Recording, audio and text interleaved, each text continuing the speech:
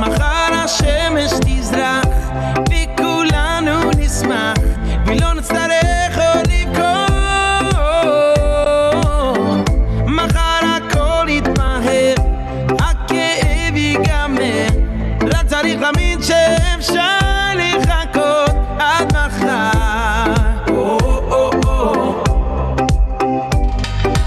מה שהיה היה ועבר, עוד לא קרה שיום חזר. מה שהיה היה ונגמר, מה שיהיה זה כל מה שנשאר. מה שהיה תם ונשלם, אתה כבר לא הולך לשם. מה שהיה היה ונזכר, מה שפתוח זה רק המחר.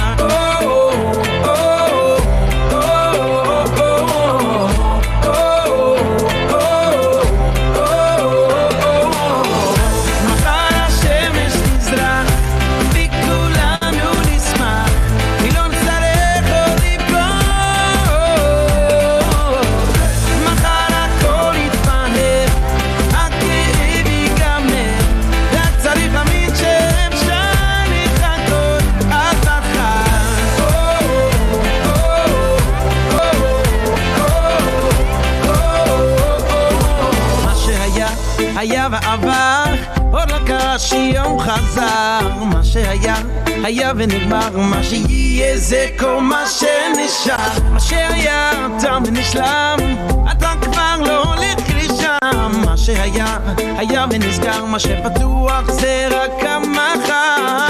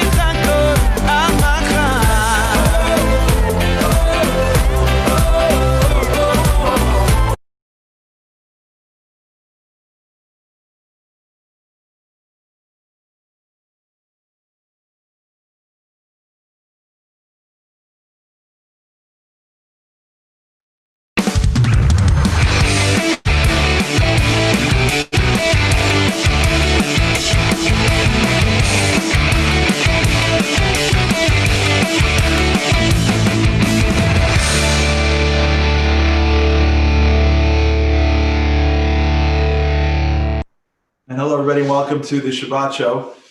New place, new location, new show. It's an honor to be with you right now. I apologize for already. Welcome to the Shabbat show. New place, new location, new show. It's an honor to be with you right now. I apologize for the technical difficulties. Anytime you do anything that's worth anything, there's always a little bit of a challenge you've got to cross as you face it. That's how it is. There's a concept in Hebrew called Kol HaHatchalot Kasher. All beginnings, if they're real, they're going to throw a little bit. So we apologize for being a little bit late today, but for those who stuck with us, we love you even more. And when you go into Rosh Hashanah now, you'll know you get one more good deed for sticking with the crew. Honor to be with you right now. Honor to be at an event that's going to be preparing us for the holiest day of the year. This is it. We're in the great days. We're in a period of time that is unbelievable. This is the zone. This is the time in which we can change who we are. One of the great challenges of Rosh Hashanah is that growing up, I don't know about you, I always felt like Rosh Hashanah was a little bit like, you got to step up, otherwise God's going to get mad, not give you a good year. Like, it's that whole book thing. Good book, bad book. We don't really know what we're saying. There's tons and tons of things to do. And there's always this confusion around connecting to Rosh Hashanah. And that's what the show is really about.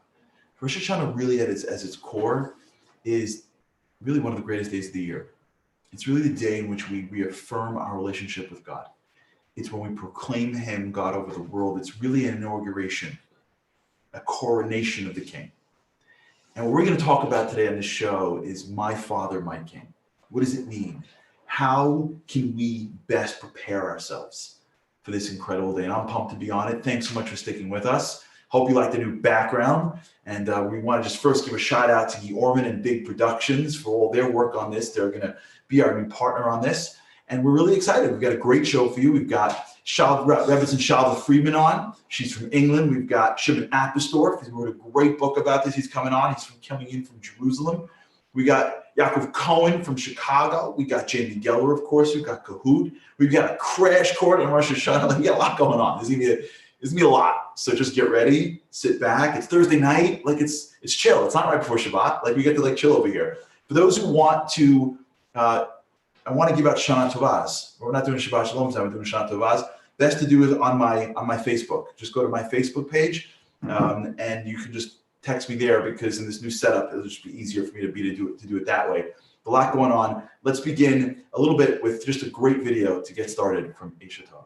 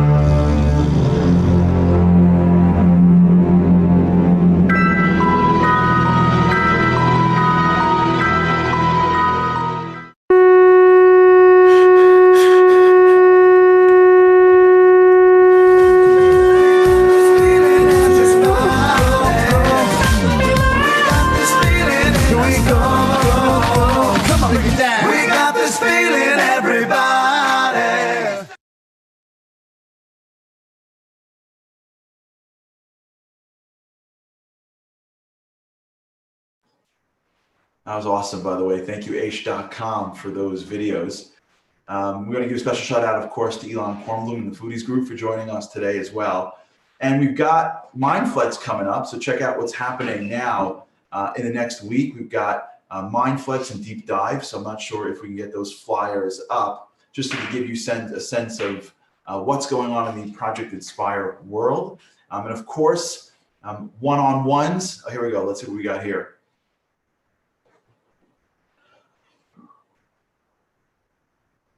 I'm not sure what's piling up, so I'll just keep on going, and whatever you see, you see. Oh, here we go. We've got one-on-one. If you want to get a one-on-one, please text 97,000 to one-on-one 97,000, and that'll give you, here it is, learn one-on-ones 97,000.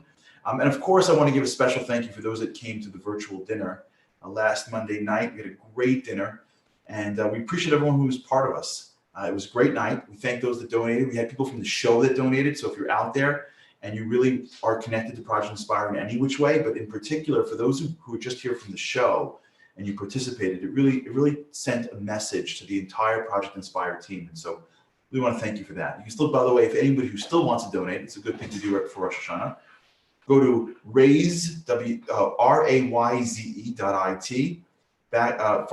/Project Inspire Light, and that you'll be able to get that.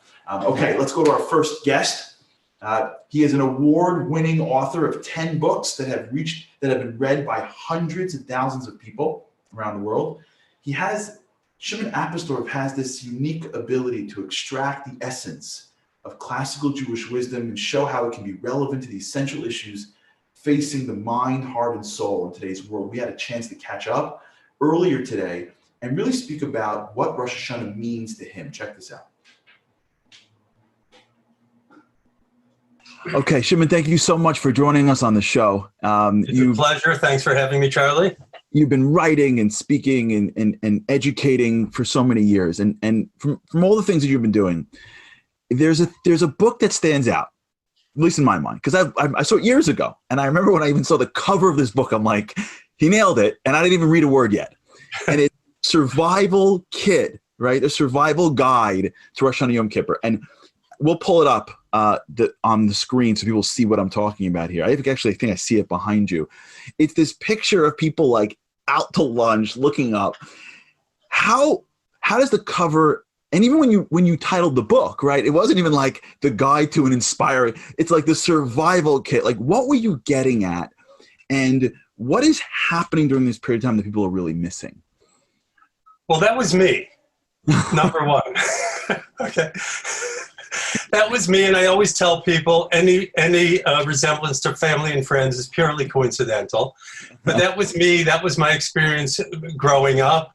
And as much as my parents tried to instill in me a feeling for being Jewish, which they succeeded, but my synagogue experience was, let's say, less than inspiring.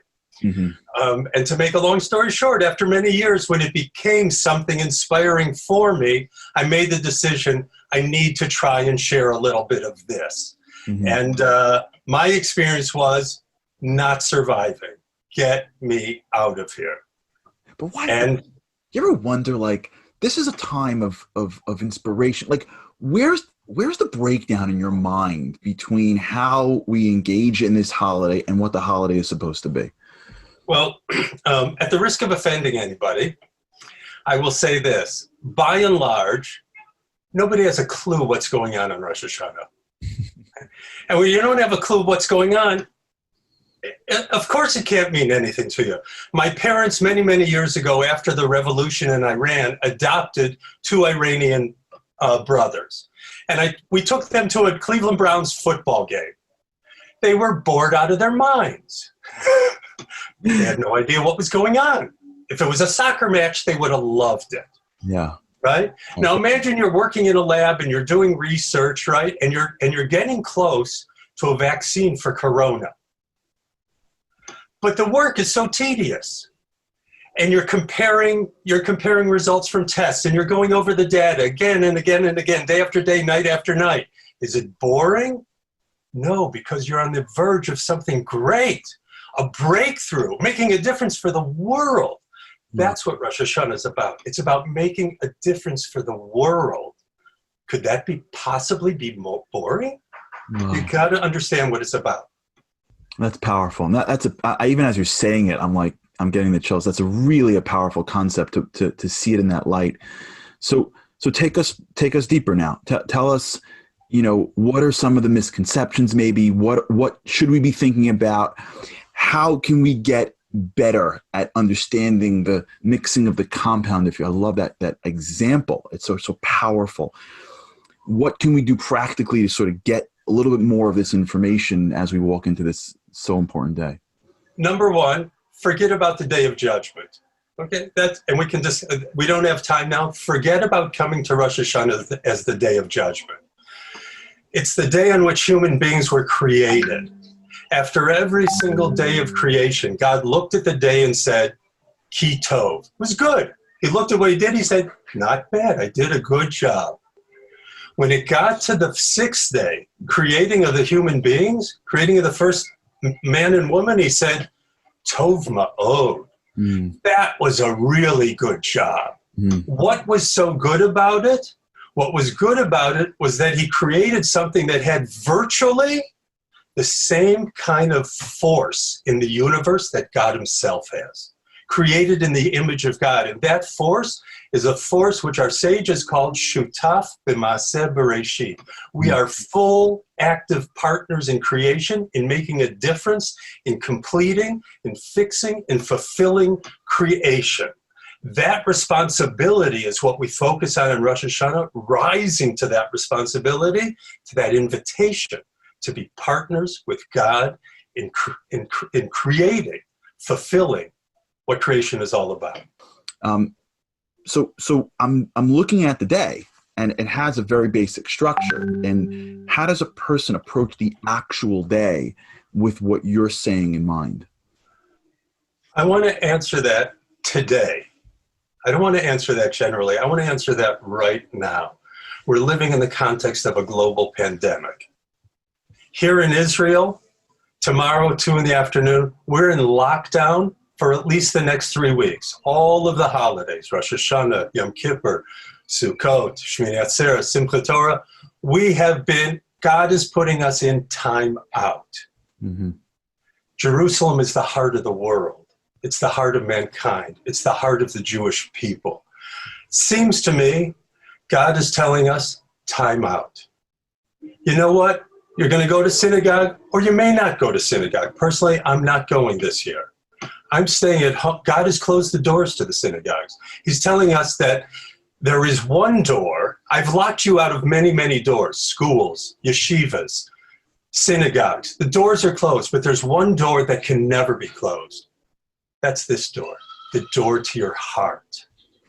This year, I believe we need to spend a lot of time alone with ourselves, with our hearts, with our souls, with those who are closest to us, our loved ones, and really try and ask ourselves one question: who am I? Who am I? Mm-hmm. So we could talk about this year. I don't think the discussion is the prayer book, the synagogue. It's here. Mm-hmm. And our hearts are open. Mm-hmm. Yeah. It's a question of going inside. Yeah, and I love what you're saying, because it doesn't just apply to those who are not going to shul. It applies to those that are going to shul and saying every word. It's just the practice needs to go deeper. It's the lessons that we're getting is don't go back to business as usual. Deepen, open, burrow a hole from your heart. It's such an incredible lesson. Shimon, thank you so much for being on our show. Thank you. My pleasure. And your inspiration. And thank you for even just jumping into a subject that for so many years has sort of been like off on the side. Like people have just like not even like whatever, it'll work out in the synagogue, but you jump to no, stop. It ain't gonna be this way. This is the most important day. So we appreciate what you do. Continue shining your light in the world, and a Shana Tova, and it should be Shana Tova. And this should be the best year yet, and every year should just get better. Amen. Amen. Thank you. You're welcome. That was Shimon Appisdorf. Really check out his book, The Survival Guide to the High Holidays, really speaking about where we need to go. And this is the time we got to go deeper. I'm speaking about this tomorrow for those who get my timeless lessons, the weekly video. This is the subject of tomorrow's video. And it really is about taking the opportunity this year to make this a very more meaningful, a deeper Rosh Hashanah. We have a chance now to capitalize on the time that we are in to go further in our lives, to leverage the meaning. We got a great video coming up right now. Sometimes you get that feeling of you want more, that feeling of you want to get closer. So you just can't stop that feeling. Check out this video from H.com.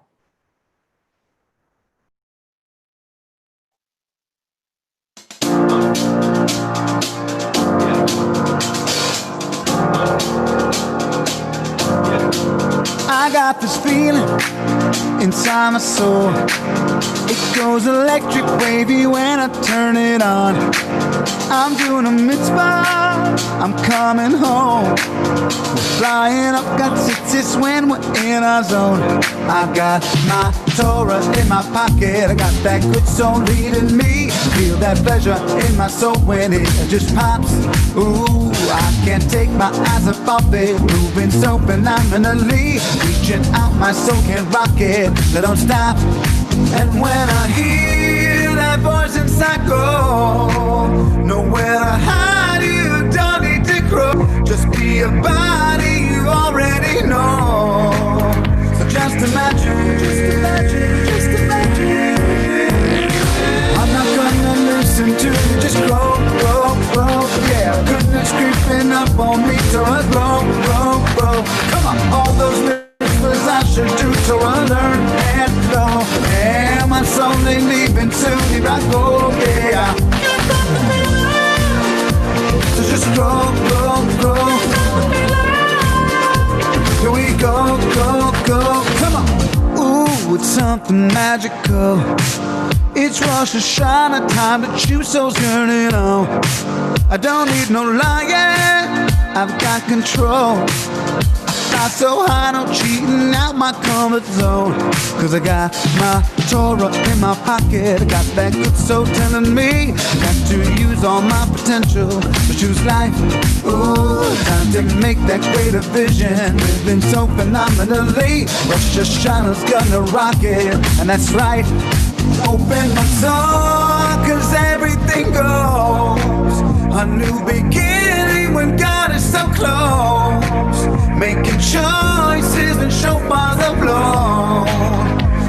imagine.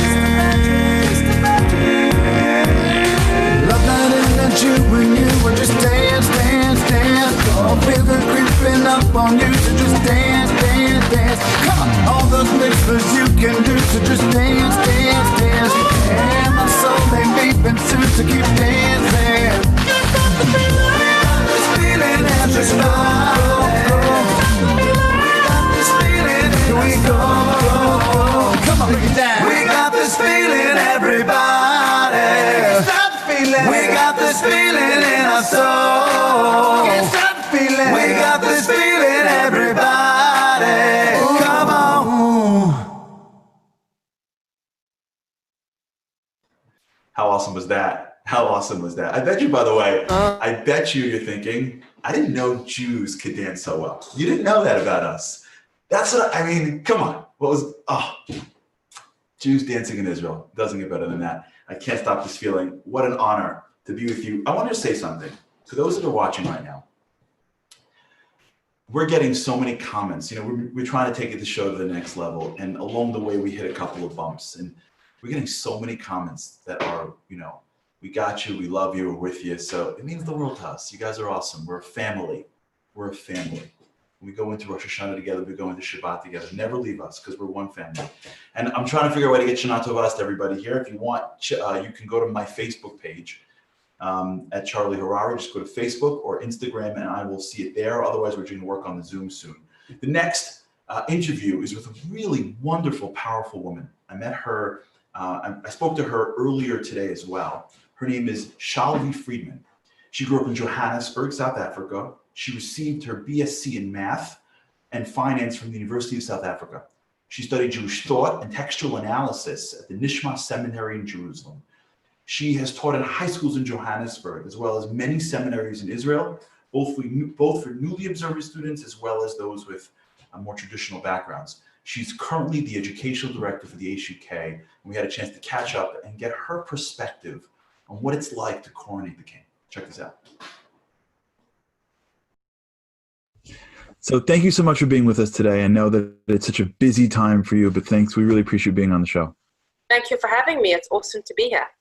So it's always challenging to connect to God, right? And perhaps connecting to him as a king is even further away than I think what we're capable of. So why is it so hard for us to connect to a God like this? Well, I think you really put it together so beautifully in that there's two separate issues here. The one is God, and the second one is really understanding the concept of a king. If we talk about our father, our king, most of us have had some sort of parental feature in our lives, someone who we built a relationship with, built trust with. That's something we're familiar with. Kingship is incredibly far from us. Look, I live in the UK, and we have a queen, but the queen is very much as people feel affiliated with the queen and loyal to the queen is somebody who is on our banknotes, not somebody who makes the rules and who makes the laws. The concept of a king, of a master who's over everybody, who makes a decree and the people keep it, is very strange and very foreign. I heard a story, I don't know if it's true, about when the last Tsar died, that the Chabad Hasidim, they cried. Even though he was a murderer and he was a wicked, wicked man, they said, now we will never, ever understand what it's like to have real respect and fear for a king ever again. So if that's the case, then, so how do you connect, right? God is the king, and I agree completely. I mean, today I think, you know, the power rests even more in, like, you know, CEOs of big companies than in actual politicians. Like, the world has changed. So how does one now go about it? If Rosh Hashanah really is the story of God's kingship, how does one make that connection if we don't really have the prism of a king in our minds? It's fascinating that the king can be seen as one of two things. The king can be seen from the top down or from the bottom up. In other words, the king is either the one who makes the laws and you will tremble and you will keep his laws, or the king is really just an accumulation of his people. Mm-hmm. In other words, through getting to know the kingdom, I can come to understand the king. If I want to understand what the Queen of England is like, I go sit with English people and I see their manners and I see how they behave and how they talk, and they have the saying stiff upper lip. And And as I get to know the kingdom, I can gain an insight in what that king really is. Mm-hmm. And I think that applies. Sorry. Please. And I think what you're saying is fascinating, because I don't think people would think of it like that. I think people would only look at it from a, sort of like an sort of like an upwards way of seeing the world, versus what I think what you're saying, which is very powerful and innovative, which is, no, there's a horizontal approach as well, right? Get a sense of the kingdom, the people, the laws, the physical structure of the kingdom. And when you do that, you begin to appreciate and connect to the king. Absolutely. And in Kabbalistic terms, there's the crown, that which is well beyond comprehension. It's beyond the head even. It can't be understood. It can't be fathomed. And then there is the kingship, which is the people who stand together shoulder to shoulder and kind of form this unity of vision of what the king wants to achieve. You feel this deep sense of connectedness, interconnectedness, and a responsibility for your neighbors. It's how people started WhatsApp groups with their neighbors and really connected to each other, because you had the sense of common purpose and common goal. And for me this year, the shofar absolutely represents that. As we stand in shul, and we're going to be standing in shul, please God, on Sunday, and listening to the sound of the shofar. And I'm so acutely aware of the fact that there are thousands and thousands of people across the globe who are isolating, who are in quarantine, who can't hear the shofar. And so there are literally lists of thousands of Jewish people who have signed up to go from door to door blowing the shofar for Jews. It's humbling, it's absolutely moving. How, as I'm standing in my synagogue, I'm going to be in Bushey in the UK, and as I'm standing and listening to the sound of the shofar, there are Jews in Russia and in South America and in North America and in South Africa, and we're all hearing that same cheer, that same clap, which unites us in this deep sense of, oh my God, we're part of the same team. This is our anthem, and if this is our anthem, then this is an incredible thing, that we're cheering together, we're uniting together in the same anthem. To me, that's kingship. Beautiful. That's such a great perspective. I'm sure those that hear it will be moved by it. And I think it's such a great, like I said, innovative way of looking at it this year in specifically, because this is the year we need more than anything in the world to feel like we're one, because like you're saying, we are isolated. Thank you so much for being with us. Continue your incredible work. Continue shining your light into the world. Hope we get to see a time where the whole world gets to hear the shofar, when we get to see each other in Yerushalayim soon. Amen. Thank you so much. Thank you for having me. Now, Shelby Freeman, I thought what an incredible idea to be able to see the kingdom as a way to understand the king. It's so critical. This is a period of time right now where we as a nation need to come together and recognize that every one of us is really a manifestation of the king. When we see each other as the kingdom, it begins for us to understand greater what the king has in mind. It's a great approach as we walk into Rosh Hashanah. I want to give a couple of shout outs. I'm going to work on getting the Zoom shout outs for those who want to wish you Shana Tova. If you want, just go to my Facebook and on this show, it's live on my Facebook page. To Judy Hertzfeld, Shana Tova to you. To Michael Weingart, Shana Tova. Debbie Rosalimsky, Shana Tova. To Oldstein, Shana Tova. Emily Howard, Shana Tova, and the entire Howard family in Tallahassee, Florida, Shana Tova to you. Again, if you want, go to my Facebook page. We're going to try to work on the Zoom over here as well, so hopefully we'll get some of the comments and stuff as well. We'd love to wish you Shana Tova, because we're one family. That's what we do. Okay, the next guest, incredible rabbi. His name is Rabbi Avraham Goldhar. And Avraham Goldhar is incredible. He has amazed audiences. He has, including me. Around the world, his ability to break down and simplify complex concepts. He's the founder of the Goldhar School, the home of the fastest Jewish education on earth. Doesn't that sound awesome? He trains students, teachers, and professionals in his breakthrough models on how to achieve greater academic success. You can check it out at goldharschool.com. And he has actually a crash course on Rosh Hashanah. You want to learn about Rosh Hashanah in a crash course? Guess what? You got it right now. Check this out.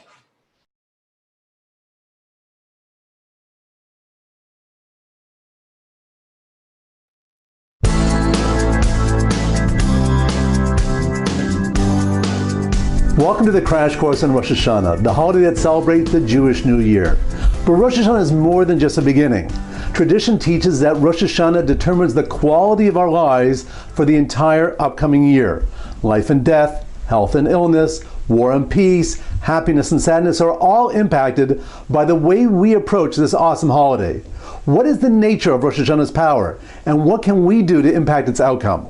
Rosh Hashanah is different from other Jewish holidays because it doesn't mark some great Jewish occasion like the liberation from Egypt or the revelation of Mount Sinai. Instead, Rosh Hashanah goes much further back in time. It's the very anniversary of the creation of Adam, the first man who was brought into existence on the sixth day of creation. On that day, Adam, as a mature being, was brought into the Garden of Eden and was given his mandate to work the garden and protect it. And it was the day the universe now had the opportunity to achieve its full potential. And every year since on that day, God decides whether to recreate the world anew and determines how much potential to grant each individual. That's why Rosh Hashanah is also known as the Day of Judgment. Tradition teaches that 3 books are opened on Rosh Hashanah: the Book of Life, the Book of Death, and the Book for the Middle People. In the Book of Life are written the righteous, those people who lead a life of moral excellence, who seek to understand what God wants from them, and who strive for greatness. The Book of Death is reserved for those people who merely live in the here and now, whose moral compass is based on their desires and disregard the needs of others. But what about those individuals whose choices land them somewhere in the middle? Most people fluctuate. They rise and fall, they focus and get distracted, they love and they hurt. They are written in a temporary book called the Book for the Middle People. For them, Rosh Hashanah is only the beginning of the judgment process. They have entered an intense period of spiritual reflection and activity called the 10 Days of Repentance. It begins with Rosh Hashanah and culminates with Yom Kippur. The goal during this period is to tip the balance in favor of being inscribed in the Book of Life. The books of life and death are only sealed on Yom Kippur. The fate of the people still in the middle is decided on that day. Which book will they enter? It depends on how they conduct themselves during these days. During the Rosh Hashanah services, we all proclaim together that repentance, prayer, and charity can affect the decree. These days are ideal for addressing mistakes in the past and for changing bad patterns of living, for strengthening your relationship with the Almighty by spending more time speaking to Him directly, and for using your resources to help others in need, and to aid institutions that need your partnership to help the greater community. But it's what happens specifically on Rosh Hashanah that matters most. Surprisingly, we don't do any personal repentance. We don't discuss mistakes or express regrets. Instead, we focus on 3 things that have the greatest impact on the judgment we receive. First, as the day of our recreation, we proclaim we want the Almighty as our King, because to us, the meaning to life is that we fulfill our personal mission in the kingdom of God. We tell God we share His vision of an uplifted humanity and accept our role as faithful servants. The more committed we are, the more committed the Almighty is to granting us our potential. This is the part of the service called kingship. Then we enter the second part of the service called remembrance. We acknowledge that God is our true King. As sovereign of the universe, He's completely aware of our lives and our actions, and He responds. To many, being scrutinized down to the moral fiber of every moment is overwhelming and oppressive. To us, it's thrilling. It's an expression of love, to be cared for, and to realize it's because we matter so much that the Almighty grants us His divine providence. The more we want the Almighty to know and remember us, the more He wants to grant us a fulfilled and meaningful life. And finally, the third and most dramatic part of the service is the blowing of the shofar. The shofar is a ram's horn, and at the time of the blowing, that's when the judgment is occurring on us. And all of living existence is passing before the Almighty in single file like sheep passing before a shepherd. What does the blowing of the shofar signify, and what should we be thinking? First, the alarming sound of the shofar is a wake-up call. Our lives are passing before us like a fleeting dream, and many people live through much of it in a slumber. Wake up. Your life is not a dress rehearsal. This is your only shot. Wake up and make choices that are consequential, not only for you, but that can impact the world at large. When you hear the sound of the shofar, remind yourself that you're a living descendant of our founding father Abraham, who was willing to bring up his son Isaac as an offering at God's command, and that you too have the potential to hear and respond to a call for action. In fact, the shofar reminds us of the ram that Abraham offered in place of his son Isaac, and that serves as a merit for us on Rosh Hashanah day. And finally, let the sounds of the shofar help you envision the future, when the shofar blast will trumpet in a new era for mankind, when peace and harmony will be secured amongst the nations, and people collectively will realize that life is beautiful when you're living with God. Shana Tova, have a sweet new year, and most importantly, may we all be inscribed in the book of life. So how does this work? I mean, one of the questions that everyone asks is, how do I work through Judgment Day? How does judgment work? where is the feeling, so to speak, of the connection with regards to judgment? I want to share with you just a quick idea that really has changed me. So I started my life, as you know, as working at a big law firm. When you work in a big law firm, there's thousands of associates, and they work you like crazy. For those of you who are watching that are big law, for those of you who are on the Daily Boost with me every morning, you've heard this before. I remember once being a mid-level associate, and I watched a senior level associate working for years. And then one day, a partner of this group basically walked in and said, thanks for your service. Like, here's a button. Like, it's been a pleasure. We're hiring someone instead. Like, we're just going to hire above you. And he was devastated, and I was shocked. Like, here's a person who had worked for literally 8 years of his life, 3,000 hours, just an incredible amount of time, and ultimately didn't make what he wanted, which was to be a partner. And I remember going to a mentor of mine who was a partner in a law firm, and I asked him, I said, well, then how do I know if they're grooming me to be partner or not? Like, how do I know if they're just not working me and then going to get rid of me? He said something so fascinating to me. He said, see if they review you.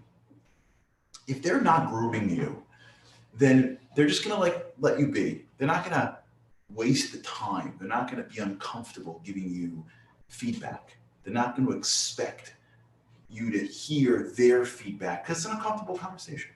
They're just going to nod you through it, give you a basic review at the end of the year, and off you go. If they really care about you, if they really want to see the best in you, they're going to put you through a review process. They're going to critique your papers. They're going to critique your style. They're going to critique your documents because they're trying to grow you. One of the most important ways that we have to see Rosh Hashanah, and this concept even of judgment, which is so beyond us. It's not like we're going to school. It's that there's something that God sees in us that he values. There's something about me that God is, so to speak, taking the time to push me, to expect of me, to want of me. It's not to push, it's to pull. When we stand before God on Rosh Hashanah, we don't know how the judgment works. So just to get involved in that, it's going to be too complicated. But what we do know is that God is asking of me to be bigger, to be kinder, to be nobler, because he can, because he sees something in me that I may not have seen in myself. The creator of humanity, so to speak, is taking his time to think about my life. Does he even know me? It's an incredible, incredible opportunity, an incredible gift for us to think about that, to grow from that. All right, we've got a great, it's Kahoot time. What am I talking about? First, we're going to do a couple of Shana Tovas over here. So we got the student going. It's our first week. Stick with us. I'm going to see how much I can get done. Just a couple over here right now. To the Hess family, Shana Tova to you. RM in Baltimore, Shana Tova. To Jose Guzman, Shana Tova to you.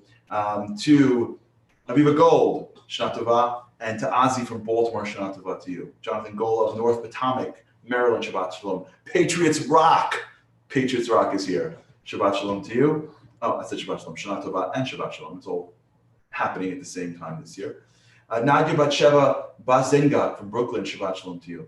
Hope everybody's well. And the Mervis family from Silver Spring, Shabbat Shalom to you. Okay, it's time for Kahoot. Hope my mom is on. Every week we go through this, so I usually delay getting Kahoot going so my mom could log on. Mommy, I hope that you're on. 772-3269. 772-3269. If you want more Shana Tovas, Lisa Black Beddings just chatted on. Hi, Lisa Black. Chava Miller, Shana Tova from Passaic. If you want to Facebook me, you're welcome to as well. I'm looking at those messages as the show continues. Or you can get it on Zoom, whatever you'd rather. We just love to hear from you. Got Kahoot going right now. This is really the last Kahoot of the year, or well, I don't know, maybe it's like the first Kahoot in the new world. 772-3269. If you haven't yet claimed your prizes, projectinspire.com. You just email info@, and we'll be able to get you there. You can play from wherever it is that you're going. If you haven't downloaded the app, go to the Kahoot app, and you'll be able to see it there. Otherwise, you can do it on Zoom. You can do it on live stream. You can do it with each other. However you want to do it, as long as you're playing. In my house, just so you know, as people log on, in my house, there's like, I love it. I come home from the show and I got like who did what. So even in my house, they're getting competitive, which I love. Shana Tova from Shana Tova to Steve from Boca Raton. I see. Okay, let's get rolling. Can we get Kahoot rolling? Project Inspire team. Let's get Kahoot on. Here we go. 3. In which Torah passage is the shofar alluded to? Where is the shofar alluded to? When God remembers Sarah and she becomes pregnant with Isaac, the binding of Isaac, when Isaac meets Rebekah, or when Isaac's 2 sons are born, Jacob and Esau. Where do we get the shofar from? Answer quickly. Don't hesitate. Don't hesitate. And the people that are chatting, for those of you who are going to be on the chat, there's some extra help coming from those, but just quickly answer. Here we go. Binding of Isaac, excellent. Binding of Isaac, excellent. Lots of people got that one right. Here we go. Let's see how we did. Ozzy's first, Patriot Rocks, Kerr's mommy, Silver family, Patriots Rock, Novak family. Okay, we got some regulars making the board early. Here goes the second question. Let's get that rolling. Rosh Hashanah translates as New Year, Day of Judgment, open the gates of heaven and let me in because I'm trying really hard. Head of the year. This is read this carefully. New Year, Day of Judgment, open the gates of heaven and let me in. It's a song. Or head of the year. Which one is it? Shabbat Shalom and Shana Tova to Helene from Boca Raton. Thanks for tapping in. Here goes. Head of the year. Excellent. Head of the year. Excellent. Here we go. Here comes next. Silver on top. Putney, Winchana, Novak, and Aviva. Okay, here we go. Number 3, multi-select. On a typical year, how many shofar blasts are blown during the service each day? 10, 30, 40, 100. How many blasts on a typical day? 10, 30, 40, or 100? There it is.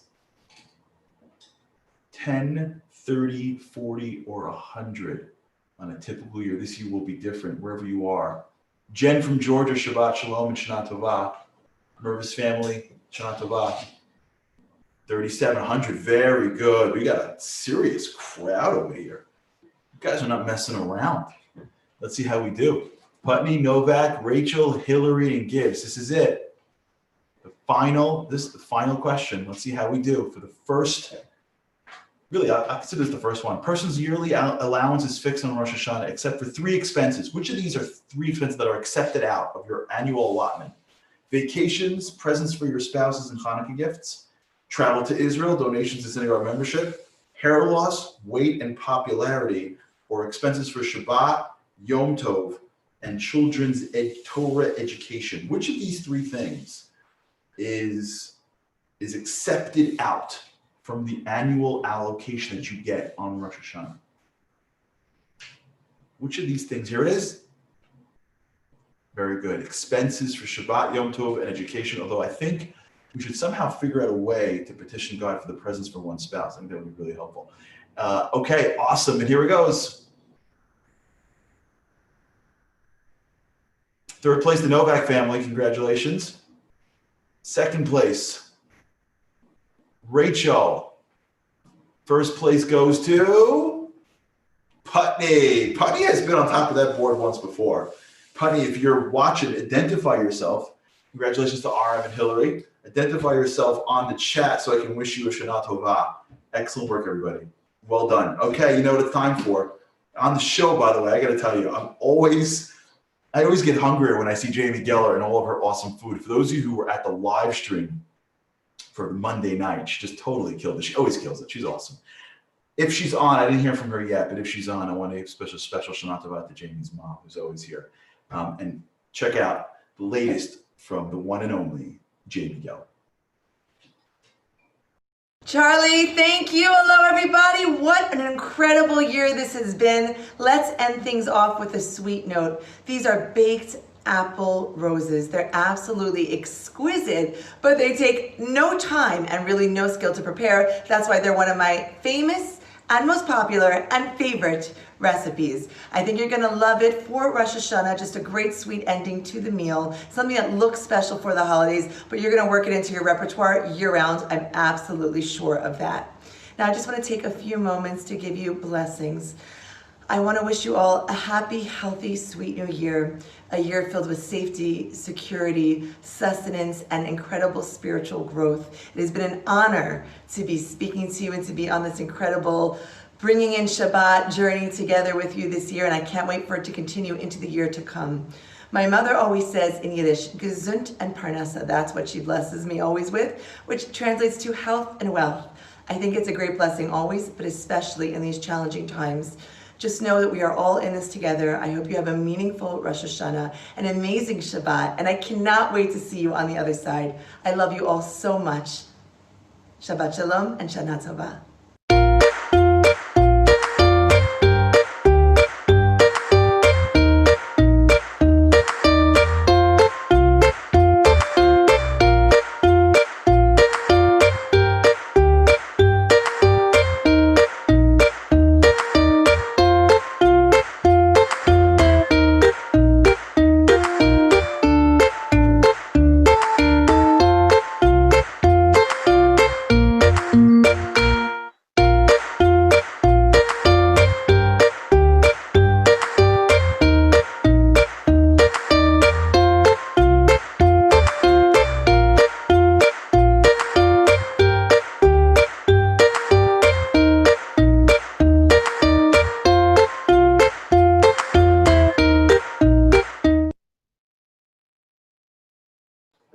Okay, that was Jamie Geller. For more great videos, make sure you go to jamiegeller.com, Facebook, Instagram, Pinterest, YouTube, Twitter, TikTok, Jamie Geller and Julius by Jamie.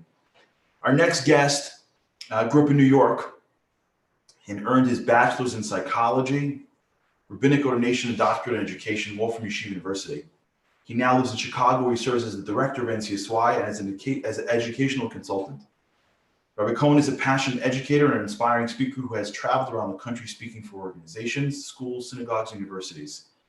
He is a community leader and actively involved with several local organizations, synagogues. Rabbi Cohen, welcome to the show. Hey, Charlie. Thank you so much for having me. It is an Thrilled honor to be a part of the show. It's great to have you on. Share with us a little bit about what you're thinking now as we are preparing ourselves for this really important day. Yeah, absolutely. You know, Rosh Hashanah, obviously this is in line with so many of the comments, so many of the ideas that have been shared by your guests and by you.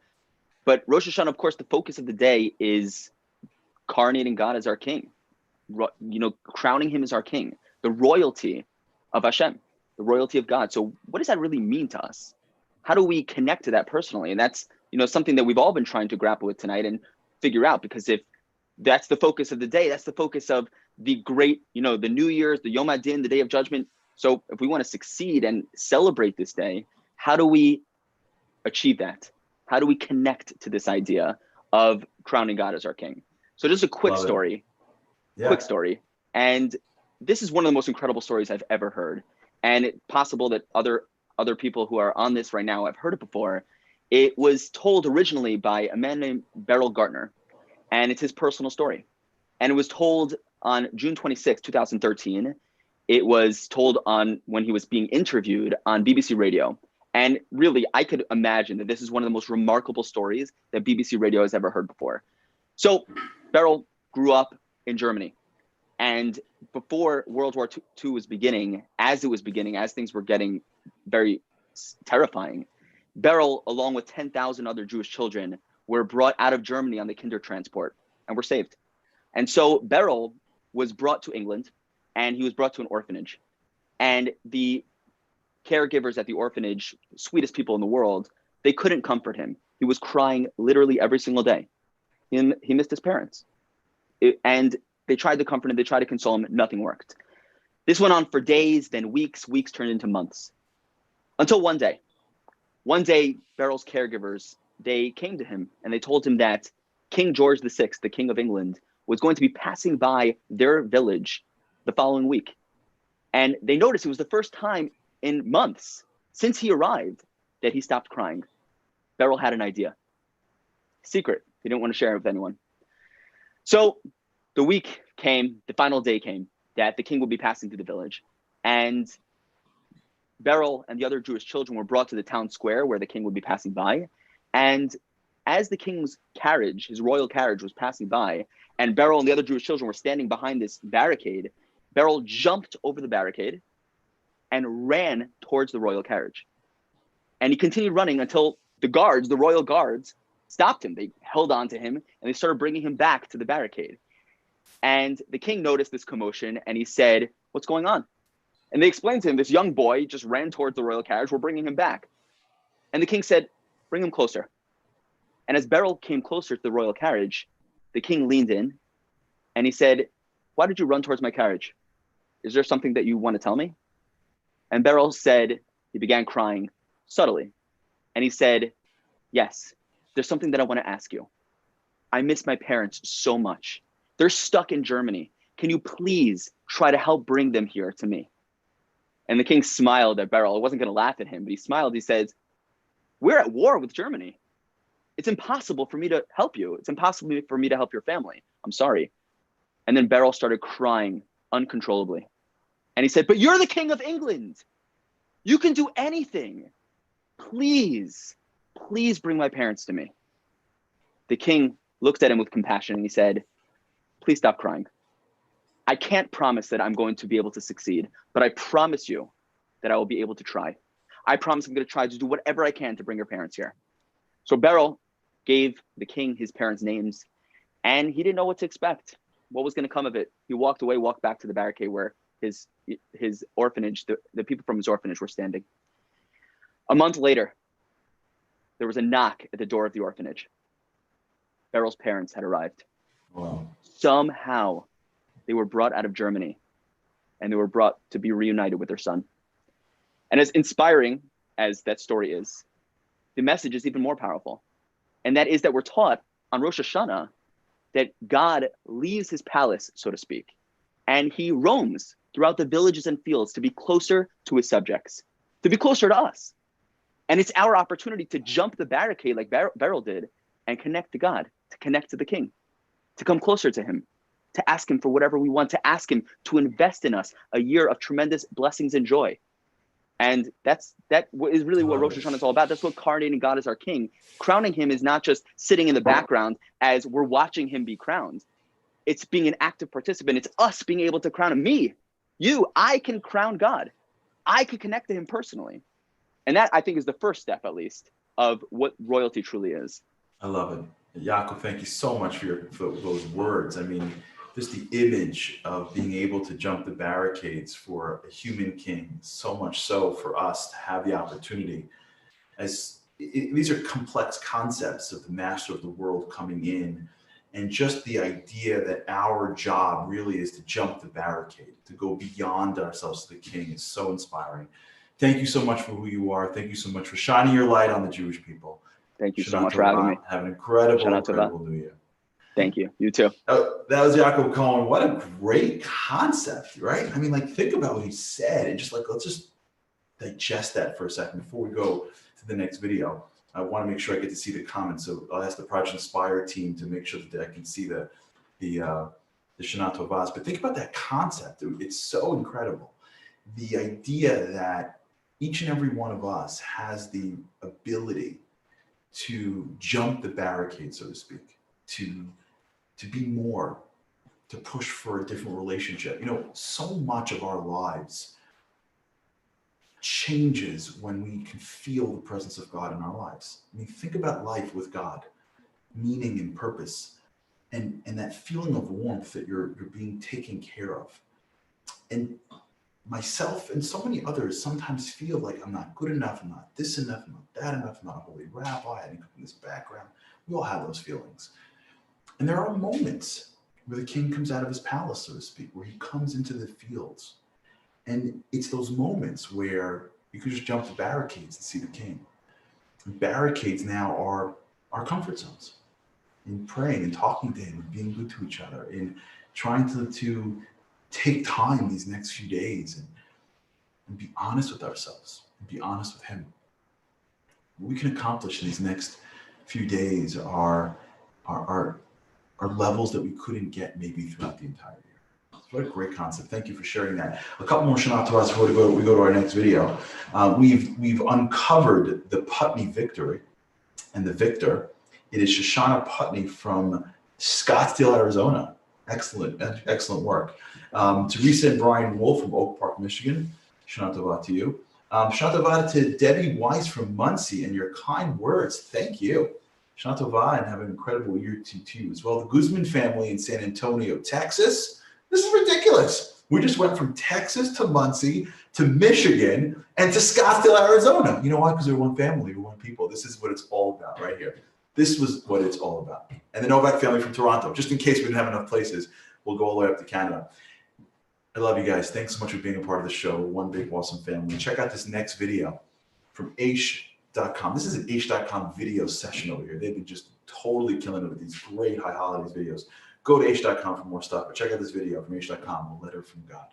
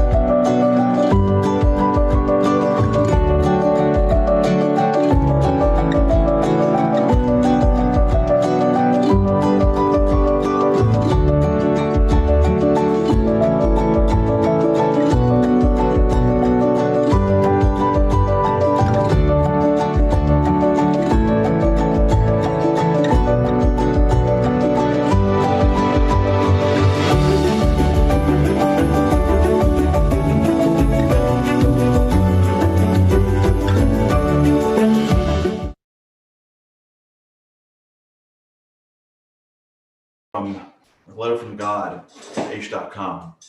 And that's really what this is all about. That's what the show really is all about. These are the moments. Hillary Block from Norfolk, Virginia. Shana Tova to you. These are the moments. These are the moments. Oh, one more second before we close this out. Special shout out to Rachel S. She is the second place winner from Providence, Rhode Island.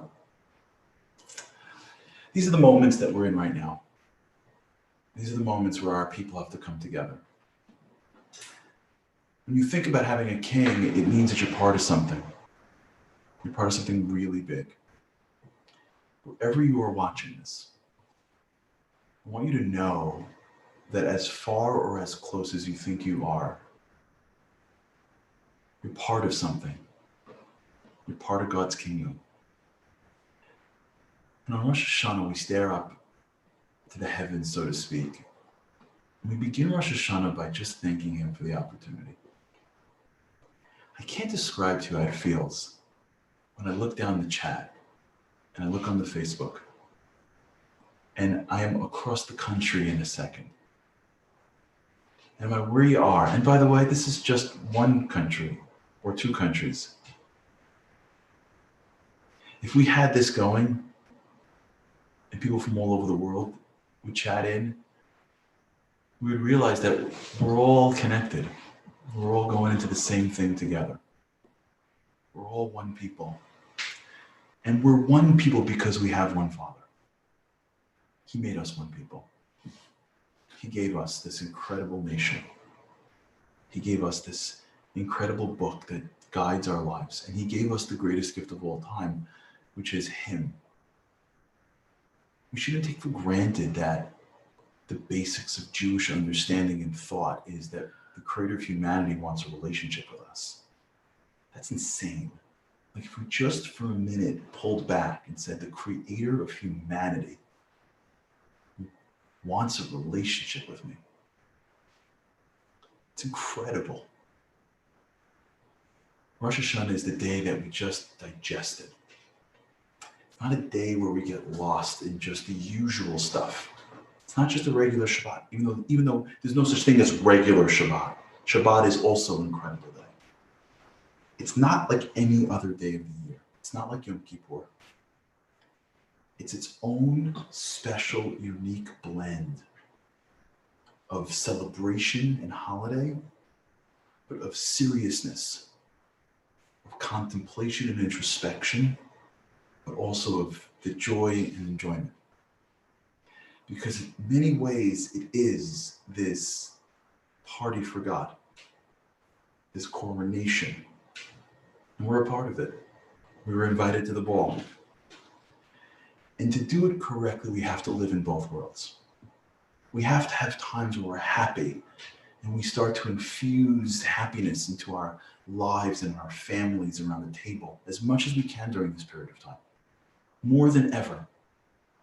We also have to give the right amount of time during Rosh Hashanah to thinking about our relationship with God, to praying with our hearts, to speaking to Him in our own language or in the language given to us, but to allow ourselves to spend the time so that when we leave Rosh Hashanah, it wasn't just a longer version of Shabbat. It wasn't just another day. And no matter what we take on, no matter what this means for us, doesn't mean that everyone's going to sit for 7 hours in synagogue. But wherever you are, jump the boundary to see the King. Push a little bit more. Take a deep breath and jump off the cliff, a drop. And have that conversation and read that book and open that machzor or take wherever you are to the next level. Because I am sure that when the kings, especially now, when you take that jump, you'll be met with open arms from our Father, our King. And from me and mine to you and yours, I want to wish you a year that is the greatest year of your life. May you have clarity and wisdom. May you have health and happiness. May you get the pride from your family. May you get the connection to God. May you achieve your goals in the physical world, the material world, and the spiritual world. May you realize greatness in relationship with God, with your family, and with your nation. And may all of us realize that the greatest gift we've ever gotten is that we get to be part of this kingdom. We get to have Him as our King. And may us together this year be able to do this show together, because you are all coming. I'm telling you right now, you watch the show, you better be booking a ticket. May we have the opportunity to do this show live from Jerusalem, when the King of the world reveals Himself and the whole world knows that He was, is, and will always be the King. Shana Tova, Gemar Chatima Tova. May this be the greatest year of our lives, and may every year afterwards get only